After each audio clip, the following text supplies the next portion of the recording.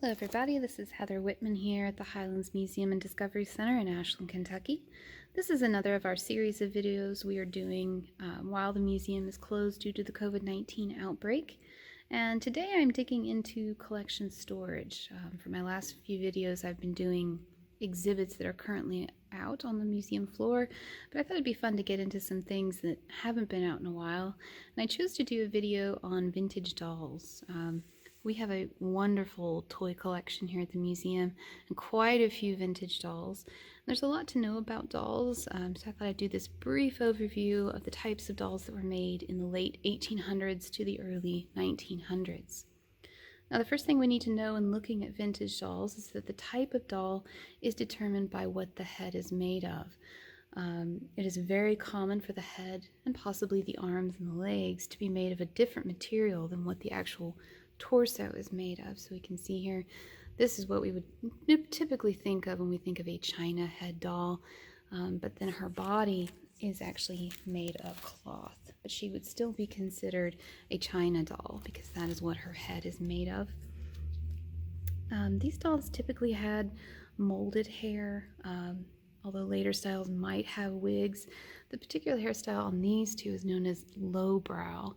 And if you're looking at the hairstyle on your China doll, that can tell you a lot about the time period that it was made. This hairstyle was popular from the 1890s to about 1910. We did see a resurgence of lowbrow China dolls when the Japanese began making dolls in the 20s and 30s, so that might throw you off if you're trying to find out how old your doll is. So just keep that in mind. This one here is actually marked. I'm going to flip her over so you can see. A lot of times on vintage dolls, you can look at the back of the head or on their back and find out the maker of the doll, which can tell you a lot about when they were made. Look at her back here. You can see Germany, and that 18 is probably a mold number, and then there's a K in a bell. That is the mark of a company known as Klings, the C.F. Kling and Company. It started as a porcelain company in Germany, and they began making dolls in the late 1870s. I know this is a Kling doll because of that marking, so just make sure to always look for a marking.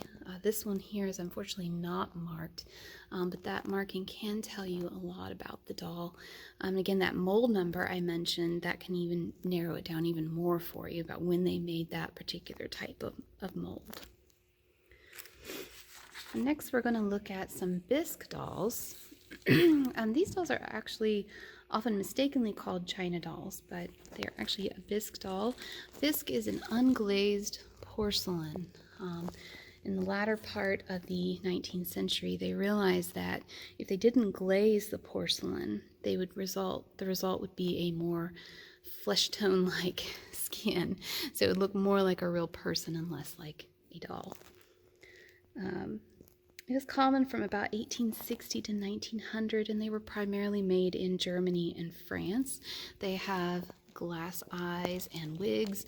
The hair is usually made of human hair or mohair. Bisque very quickly became the #1 material for doll heads by the end of the 19th century. Now again, you can look at the back of the doll. As I mentioned, these are both Bisque, and they are both made by a company called Simon and Halbig. This was another German company that began in 1839, and they started making dolls in 1869.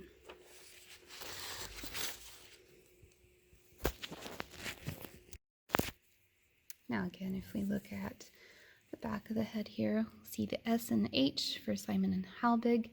The 1079, that is the mold number. So you might see two dolls that look very different, but they actually have the same face. So you might find another doll with that number 1079 on it. And of course, we have made in Germany there. Now again, this is a Bisque doll, but she does have a body material type that we haven't talked about yet. This is called composite, and it was kind of what it sounded like. It was a mixture of a variety of materials. It wasn't always a set certain kind, but usually included glue, sawdust, things like that to make this kind of resin-like body. So now these were pretty expensive dolls since they were being shipped from Europe, so it was something of a status symbol if you could purchase one of these for your child. And Bisque dolls are highly collectible today. Now, this one's kind of cool. She's actually got the eyes that open and shut, but they sometimes get stuck. But yeah, they even had sleepy-eyed dolls back before the turn of the century. Now, the next type of doll we are going to look at is called a wax over paper mache. These came about around the same time as the Bisque dolls. And for these, they actually poured wax over a molded paper mache head. And wax was thought to be a good alternative as they were not as likely to shatter as a Bisque doll would if dropped. And the material allowed for even more realistic skin tones. However, the wax over paper mache method was not without its problems. They discovered that the features of the face could easily be marred in play, and also changing temperatures could damage the doll. The wax could actually melt and deteriorate. We have one other doll that's wax over paper mache in the collection, and the face is almost completely gone on it. I can just imagine a child kind of peeling it back. But this one is in very, very good shape. It's from the late 1890s, and I wonder if she was even played with at all. She's in pretty good shape considering not very many wax over paper mache dolls were made because of those features. They're easily being damaged in play. And the last type of doll we're going to look at today are called celluloid dolls. Celluloid was an early plastic invented in the mid-19th century, and they used it to make all sorts of things, from jewelry to dolls. This is a pair of Kewpie dolls from about 1920 or so, maybe a little bit before that. The plus side of celluloid was that it was easy to mold and relatively inexpensive to make. The downside is that the celluloid dolls were hollow, so they could easily be damaged. As you can see, he's unfortunately got a little bit of damage to the side of his head there. It's caving in. Also, celluloid is highly flammable. I've never read about one actually exploding, combusting, but if you have one, I would make sure to store it in an area with a set temperature, no fluctuating temperatures, so no attics or basements, and I would keep it away from direct sunlight and other heat sources just for safety.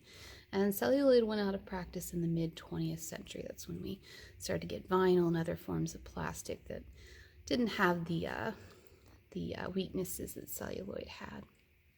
So I hope you've enjoyed this brief overview of vintage dolls from the late 1800s to the early 1900s. Again, the museum here, we don't know when we're going to get to reopen, but we do hope it's soon. In the meantime, I hope you guys will stay safe out there. Take care.